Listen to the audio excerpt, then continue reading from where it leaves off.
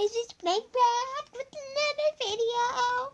No, I'm just kidding. It's Blake back with another video. And today it's good, Okay, so I was just going to show you about this background that I have right now. This is from CM Launcher. Thanks to them. So, if you ever want to get this, just go to your app store, download CM Launcher, and then you'll see it. So I'll show you something. So if you see this in themes, then you have all these different things you could do.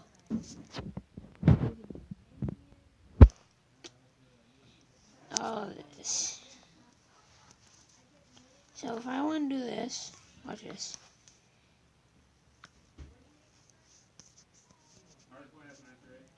Well, it doesn't seem like to work right now, so let's watch some.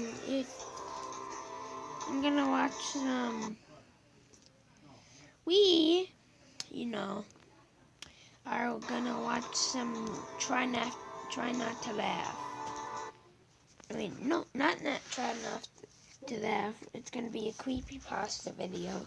So if you like creepypastas, this is up for you. So watch this. The world of allergy relief is changing. Introducing Flonase Sensimist Allergy Relief. Using unique MistPro technology, new Flonase Sensimist delivers a gentle mist for more complete allergy relief. Break through your allergies. New Flonase Sensimist. Don't be afraid, Uncle Matt's here to tell you a bedtime story. You ready? This is my favorite YouTuber. So creepypastas have become incredibly popular in recent years. A creepypasta is an urban legend or scary story that circulates around the internet. It's essentially like a scary campfire story before the digital age. And just like traditional urban legends, most people write these off as good stories, simply the product of a creative mind. But there will always be those out there who ask, what if it really happened? So because I've been reading creepypastas so much lately, I figured I would gather the freakiest ones to share with you all. So here they are, the 10 freakiest creepypastas ever told. Oh, and if you're watching this at night, you may want to rethink your choice. Just saying. Number 1 is 1999.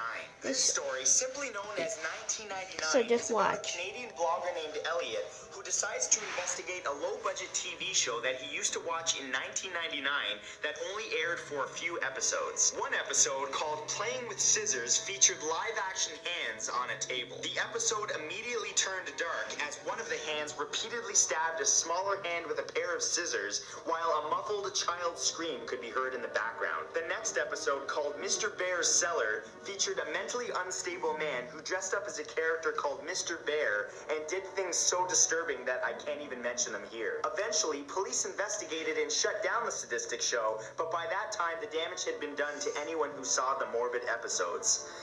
See that? We're starting the episode on a positive note. Number 2 is The Rake. In 2006, a team of researchers unearthed nearly 24 documents dating from the 12th century to the present day, describing a creature known only as the Rake. They were filled with various people's encounters with this creature. One couple described their encounter as follows. The couple awoke in the middle of the night to discover sitting at the foot of their bed facing away from them a creature that looked like a half-human, half-big hairless dog. The creature suddenly sprang up, crouched in front of the husband's face, and sprung towards their children's bedrooms. The couple immediately ran after it, but by then it was too late. The couple found their daughter mutilated and close to death, with her final words being, "He is the Rake."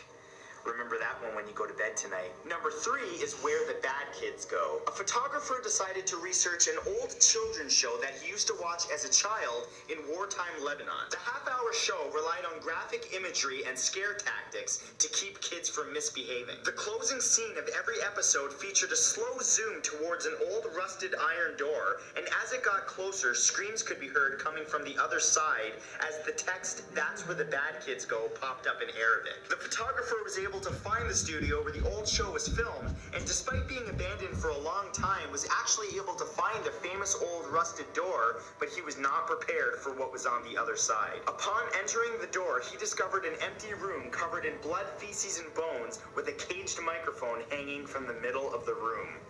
Yep, just one more reason to do what your parents say, kiddies. Number 4 is the other watcher. There was once a man who checked into a hotel for a few nights. After getting his key from the woman at the front desk, she mentioned that he'll be passing a room with no number and that he should not try to enter the room or even look inside. By the second night, the man was so intrigued that he decided to look through the keyhole of the room. What he found was a very pale woman in an empty room standing in the corner. That night, he returned to his room, but on the third night, he decided to look through the keyhole again, but this time all he saw was the color red. Nothing else, just a constant deep shade of red. He then returned to the front desk where the woman asked if he had looked through the keyhole. The man admitted that he did, and the woman sighed, saying that many years ago a man murdered his wife in that very room and that her ghost now haunts it. Her ghost is said to be very pale except for her eyes, which are bloodshot red. Yeah. Number 5 is the SCP Foundation. The Secure, Contain, and Protect Foundation first appeared in 2007 and is made up of numerous doctors, researchers, and agents. Their goal is to understand and catalog abnormal creatures and objects known as SCPs. The SCP website describes the discovery of many disturbing creatures, including one creature known as the SCP-173, or the Sculpture. It's a statue-like creature that has a bloody face and short limbs that must be constantly observed, or it will immediately kill its victim by breaking its neck as soon as eye contact is broken. There are several articles and videos on the internet about the SCP and its creatures, including the Sculpture, but you should only check them out if you're constipated, because you gonna crap your pants. Number 6 is Jeff the Killer. Jeff was a little boy that moved into a new home with his family. One day, 3 teenagers attacked Jeff and his brother, but Jeff defeated them, leaving them in the street with broken wrists and knife wounds. Unfortunately, that encounter made Jeff realize that he enjoyed inflicting pain on others. One night, soon after, Jeff's mother heard crying coming from the bathroom of their house. When she entered the room, she found Jeff carving a permanent smile into his cheeks. He had also cut off his eyelids so that he could avoid sleep. His final words to his mother were, "Mommy, you lied," after which he murdered his entire family and disappeared into the night. Jeff was never seen again, but as legend has it, he's still out there looking for his next victim. You may want to look behind you.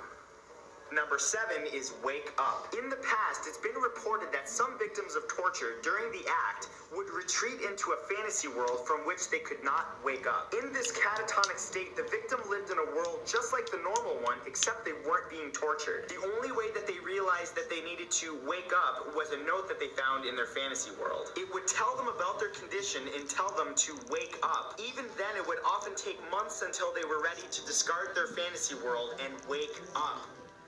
I'll let you think about that one. Number 8 is Slender Man. The Slender Man is a mythical ghoul often depicted as a tall, thin figure wearing a black suit and a blank face. The creature can cause insomnia, paranoia, and memory loss, and is known to distort photographs and video. It's known for killing children almost exclusively, and if you ever see him, it's already too late. It's rumored to have been alive for centuries and even has mythology dating back to Roman times. There are several popular games that have risen based on the Slender Man story, including Slender, the 8 Pages. Feel free to play it at night with the lights off because a Slendy reaction video is always priceless.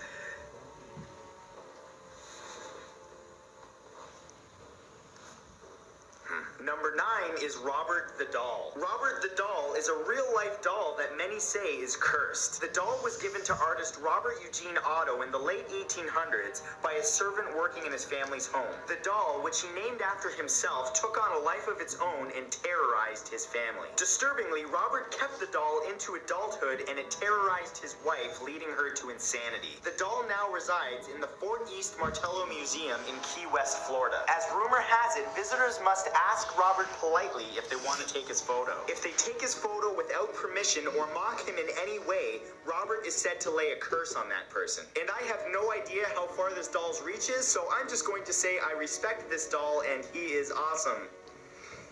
Moving on. And number 10, Ben Drowned. This story is about a supposedly haunted copy of the game The Legend of Zelda Majora's Mask for the Nintendo 64. A young man received a suspicious-looking Majora's Mask cartridge from an old man, and upon playing it, noticed that there was a saved file named Ben. Upon playing that saved file, all kinds of weird things started happening, including the text in the game displaying incorrectly, and the music started playing backwards. The game continued to do all kinds of really bizarre things that that alluded to a boy named Ben that drowned that was now communicating through the game. The game even started displaying bizarre messages like, "You shouldn't have done that.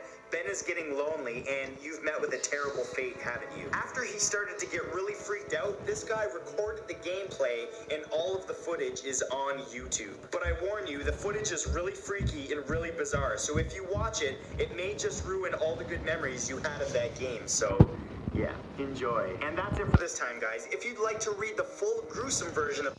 Okay, so guys, that's the end of this video for today. I hope you liked and subscribe to my YouTube channel, and I will see you next time. Harry Pickles, whoever is watching this, Harry Pickles, see you later.